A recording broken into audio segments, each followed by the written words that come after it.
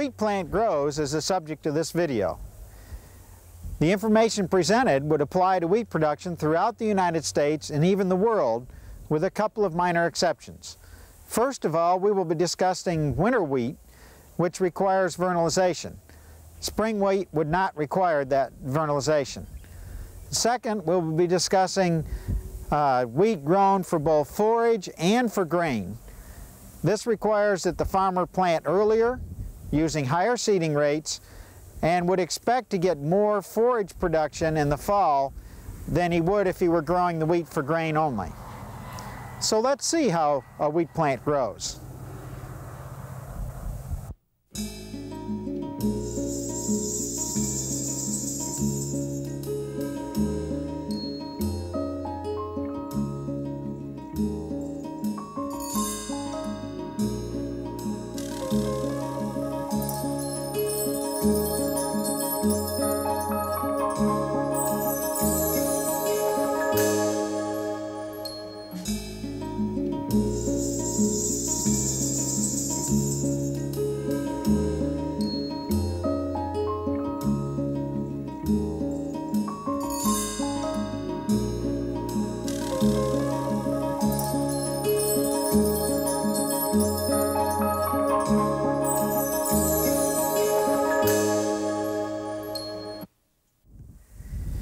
Every farmer hopes to have a nice looking wheat field like this.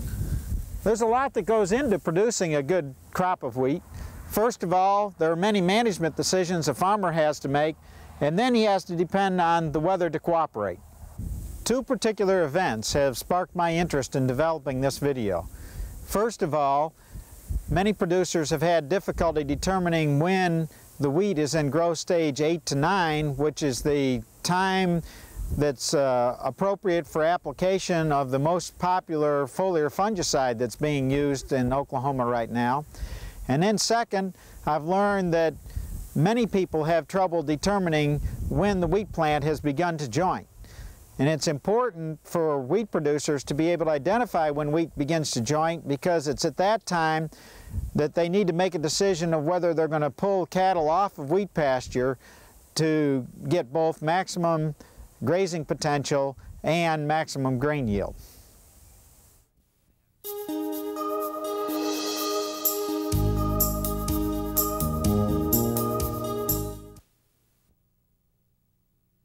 For the first 3 to 5 days after pollination, the primary activity in the grain is cell division, and there is little dry matter accumulation.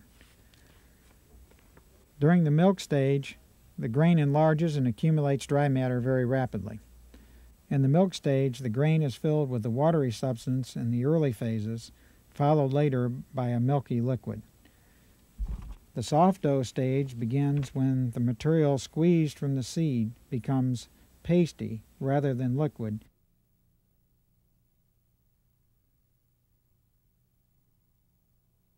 and ends when it becomes difficult to squeeze material from the seed.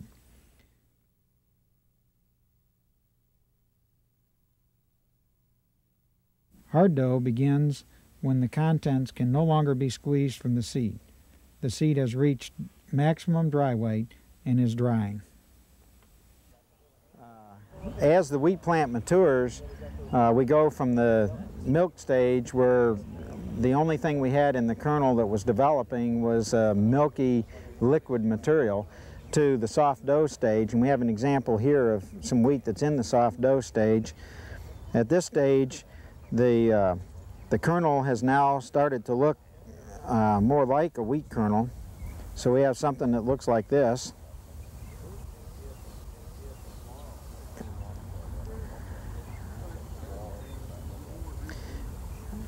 And within this kernel, we'll see that there's already, the milky stuff has now become more concentrated, and it literally looks something like a dough. And that's why we call it the soft dough stage. So we have, you can see we have, it still has some liquid in it, but it's got quite a bit of firmness to it. And then the next stage, which we'll show in a minute, we go from this soft dough stage into the hard dough stage. Okay, here we're looking at two heads that are both approaching maturity, especially what we call physiological maturity, which is the stage at which there's no more photosynthate being accumulated in the grain from the point that we reach what we call physiological maturity until we harvest. All that happens is the grain dries down. And the head on the left, you can still see some green. There still could be a little bit of photosynthesis taking place, and it's not quite reached physiological maturity. The one on the right, there's very little, if any, green left, and that head's probably reached physiological maturity. And now what we want to do is we want to just look closer at these heads and see what the kernels look like in them. You can see obviously that there's still some green even in the kernel of the wheat that was come out, that's in the head that still had some green in it. And if I compare that with kernels that come out of the one that was just about completely dark colored, you see there may be a tint of green left in it yet, but very little. When the wheat gets to the point that there's no green left in it, in the kernel at all, that's what we call physiological maturity. It's also an indicator that we've gone from the soft dough stage into the hard dough stage. If we try to squeeze it, you see all we get is a real hard, doughy type stuff. There's no liquid, real obvious liquid left in it, and that's what we call the hard dough stage. That's the early stage of it, and then as we go on farther into the hard dough stage, all you'll be able to do is dent the kernel. You wouldn't be able to squeeze any of the material out of it. Grain can be harvested early in the hard dough stage when the grain moisture is near 30%. The kernel on the left would be about 30% moisture. The center kernel is about 20%, the earliest that wheat is usually harvested. And then the kernel on the right is about 13% moisture and could be safely stored without drying. Now let's look at a mature wheat stem and head. If we look down from the head, first of all, starting up here where the head is located, we have the long stem-like structure that supports the head above the node at which it's attached, and this stem-like structure is called the peduncle. And then at this location we can see just a little bit of the remnant of what was the flag leaf or the uppermost leaf, and then the leaf sheath that's wrapped around that peduncle until you get down to the node where that leaf sheath was also attached. So the head is located quite some distance, in this case more than a foot above the node at which it's attached, the flag leaf being about halfway up the peduncle and then the head up at the top. Now we're looking at a head that's near maturity and ready to be harvested. And the first thing that's obvious is we have a few sterile spikelets down here at the base that obviously don't have a seed in them. And then from that point up, on each side of the head, we have spikelets that alternate from one side to the other. We determine what is a spikelet by looking for the glooms, and here's an example of a gloom on the outside, on this side of the spikelet, and then if we just look on the opposite side, we'll have another gloom over on this side, and we'll see those better when we pull the head apart. But everything that's between the glooms represents a spikelet. And then within the spikelets we have individual florets, which we'll show you in a minute. So in this particular head we have two sterile spikelets down here, one that's only going to have one seed in it, and then some of these that'll have 2 or 3. And we have a total of 1, 2, 3, 4, 5, 6, 7, 8, 9, 10, 11, 12, 13, probably 14 counting the terminal spikelet, 14 spikelets on that head. And what we'll do now is just take that head apart completely. We'll look at individual florets and spikelets, and then we'll show you what the seed looked like and show you the difference in seed size as we move to different positions on that head. Okay. If we take one of these spikelets off so that we can see what its made of. We'll also notice where the spikelet's attached and everything. So what I'm going to try to do here initially is just to remove one spikelet.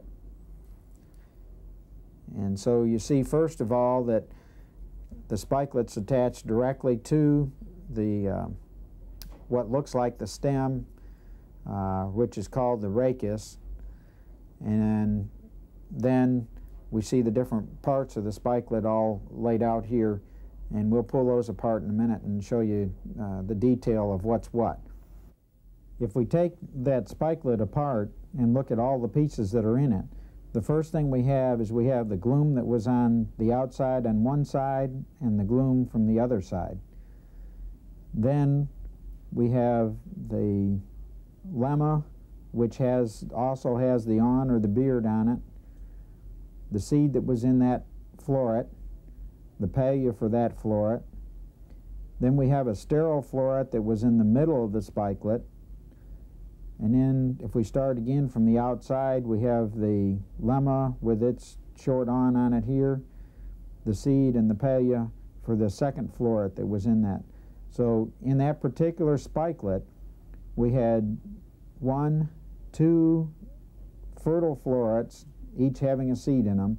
And then we had 1 and possibly even 2. Looks like there was another sterile floret right up here at the top of this. So there might have been 2 sterile florets still in that.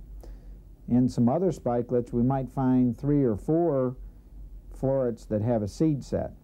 But we need to remember, again, that a spikelet is everything that's contained within the 2 glumes. And so in this case, we had 3 or 4 florets, 2 of which were fertile. So if we take a head of wheat that looks something like this, take each of these spikelets apart and look at the number of seeds that are in them, we will get something that lays out like this, with this representing the center of the head right down through here. Remember, the lowest spikelets didn't have any seed set or had sterile florets in them. Then the first spikelet had 1 seed, a couple that had 2 apiece, then we had several that had 3, and then at the tip of the head again we start reducing in numbers and we only had 2 in each of those spikelets. Something else that I think is of interest is to look, and it shows best probably in this spikelet right here. You notice that the lower 2 florets in that spikelet have larger seed than the floret that was at the tip of the spikelet. And there's a tendency to be that way throughout the head. The first florets to pollinate, which are usually located someplace in the center of the head, and they will be the basal floret within the spikelet, will have the largest seed, and then the farther away you get from that, the smaller the seeds.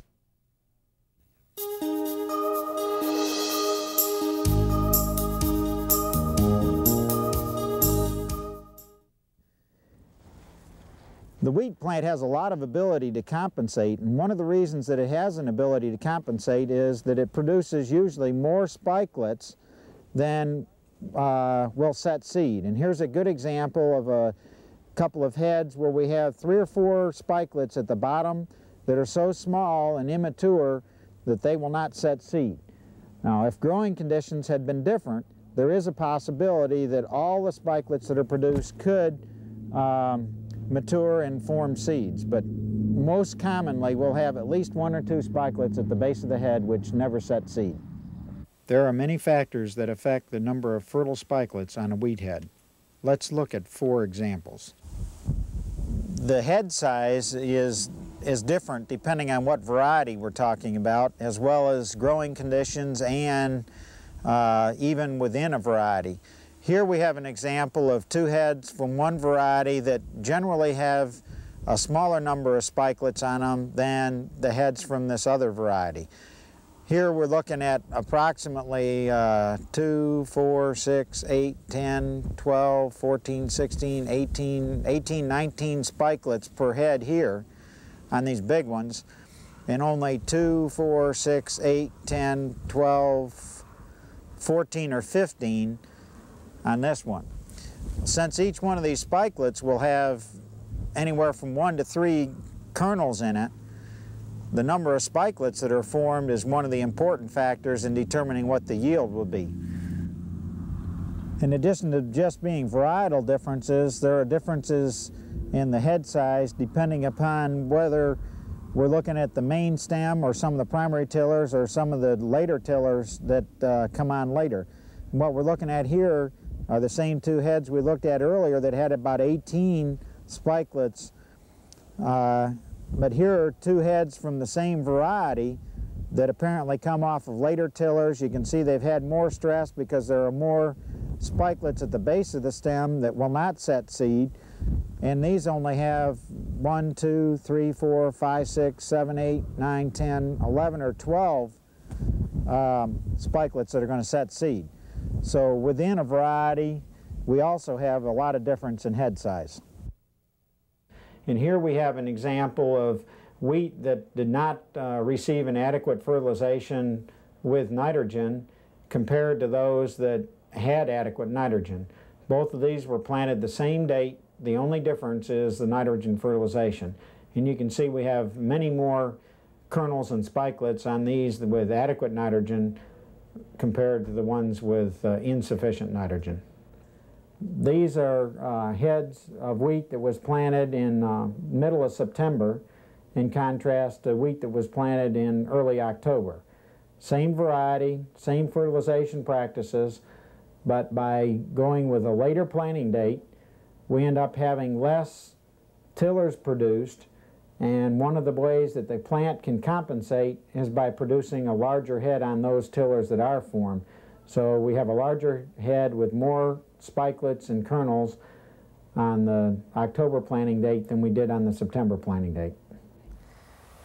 Ultimately, wheat yield is dependent on how many heads there are per unit area, how many seeds are set in an individual head, and how large those seeds are. Or to put it into a formula, yield per acre is equal to heads per acre times number of kernels per head times the weight per kernel. We started by showing you wheat seed ready to be planted. And we have discussed how the plant grows, and then finally we've shown you a mature wheat plant with the seed in the head. So we've gone from seed to seed, and now we've completed our study of growth of a wheat plant.